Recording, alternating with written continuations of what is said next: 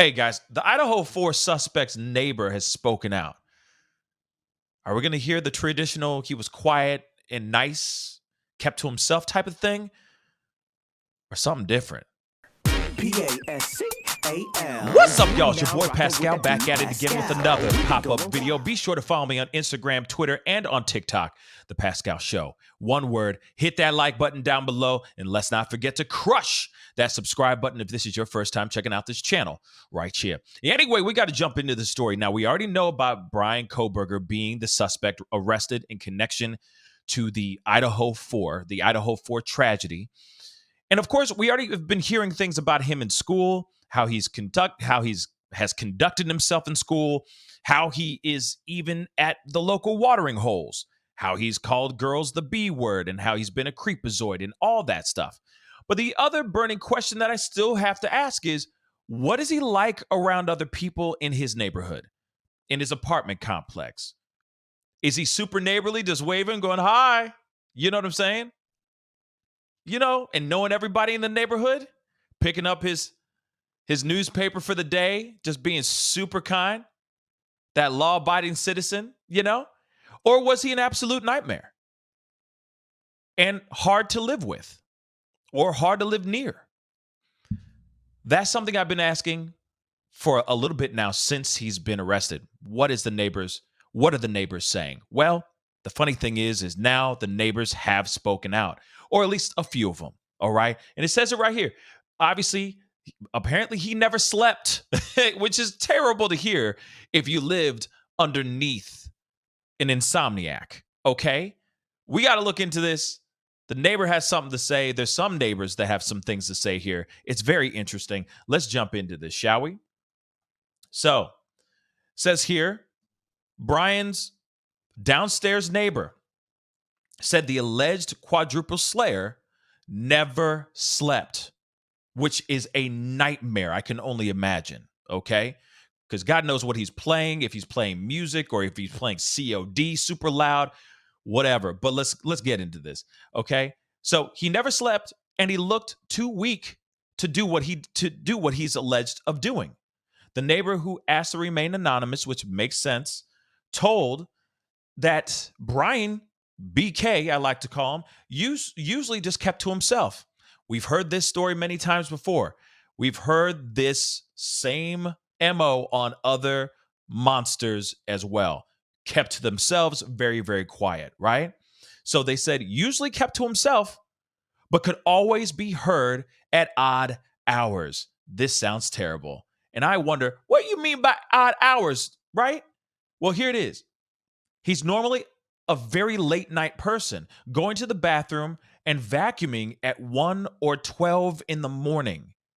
She said, I have kids, so sometimes I thought of speaking to him or complaining, but never did. And let me tell you something. Thank God she didn't go upstairs and start complaining, because God forbid she gets on his ish list, right? She's lucky that she decided not to opt out from going over there and complaining to him. But at the same time, 1 or 12 o'clock or 1 o'clock in the morning, he's vacuuming. How can anybody sleep with that going on at 1 o'clock in the morning? That's insane. But it also gives you an idea of his OCD tendencies. We already knew that that they've already told us about how very particular he was about his food, right? He didn't want pots and pans that had ever touched meat to touch his vegan food, right? So this does work or go along with his OCD tendencies, for sure. Probably he couldn't stand a speck of lint or a speck of dirt on his carpet. Hence the reason why he would be vacuuming randomly at 1 o'clock in the morning. Because I'm sure his mind could not rest until he knew the place was absolutely spotless. That's wild, though. But continuing, she said, it seemed like he never slept because he was always doing something all night. Very interesting. Again, maybe a small glimpse into his OCD, right?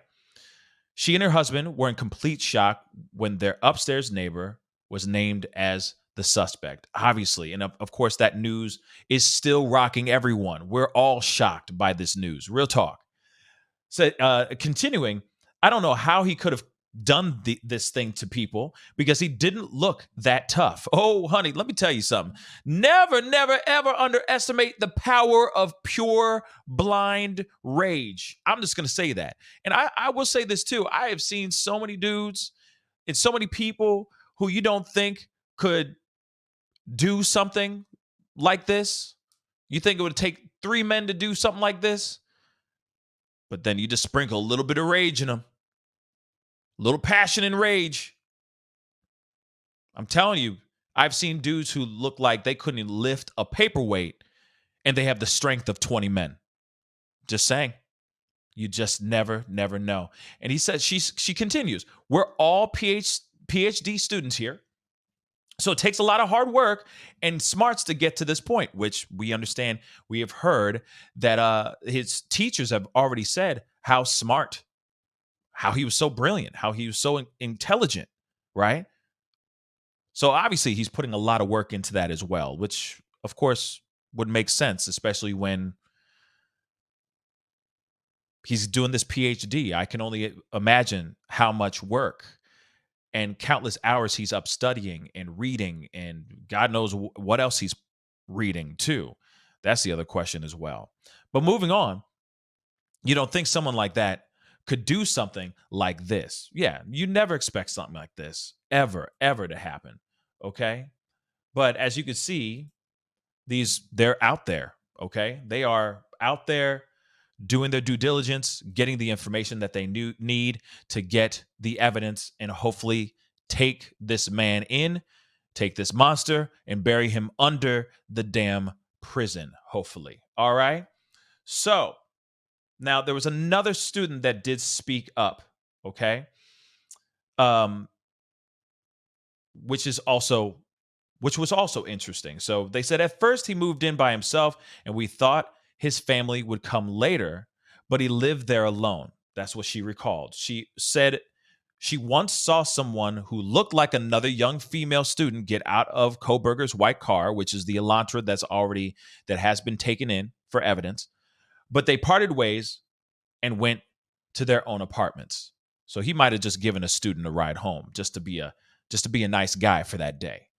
The neighbor, who also a graduate student, said she and the accused monster would say hello to each other in passing, and she once heard Kohberger bring a woman home.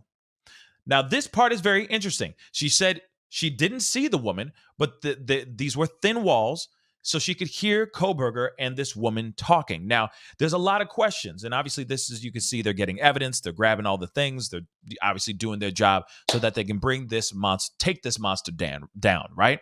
Now, what's interesting about that is, of course, everyone's going to be wondering, who could that woman be? Could it be Kaylee? Could it been Kaylee, Madison, so on and so forth? Or could it been just a random student or a date that he brought home? Whatever.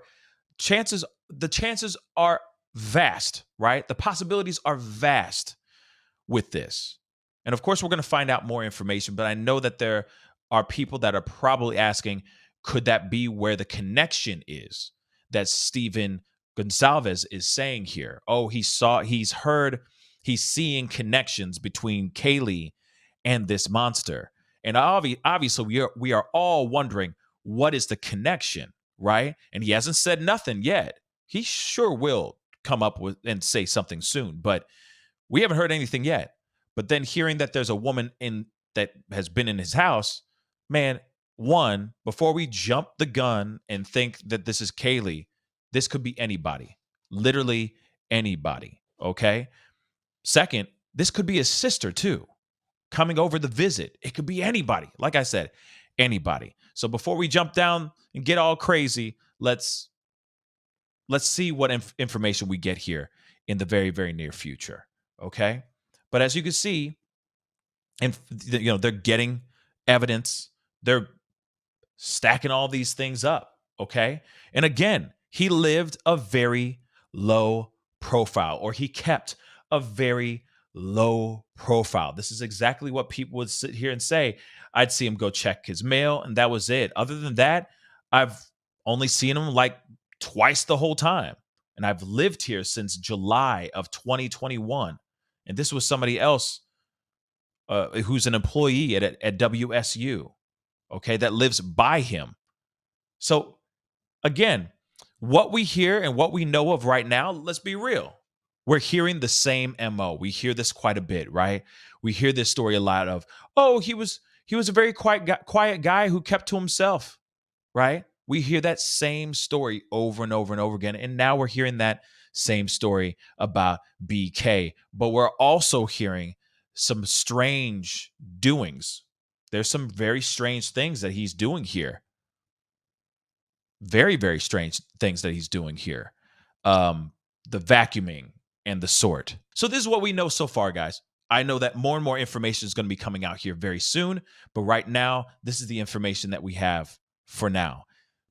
Could that girl that was in his house have any connection to any of this? Maybe, maybe not. I don't think so, but hey,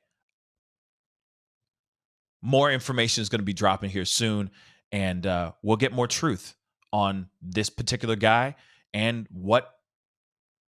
why he did what he did. So as soon as I know anything, I'll be on here with you guys. But let me know what your thoughts are on this. Is this very typical from what you're hearing? Or is this still shocking? Comment down below. Let me know what your thoughts are. Hit that like button. Do not forget to hit that subscribe button. And I'll see you guys in the nesk video. Be good to yourselves. Be good to one another. And I'll see you guys soon. This is The Pascal Show. Bye. Pascal, you are now rocking with that dude Pascal. We be going wild.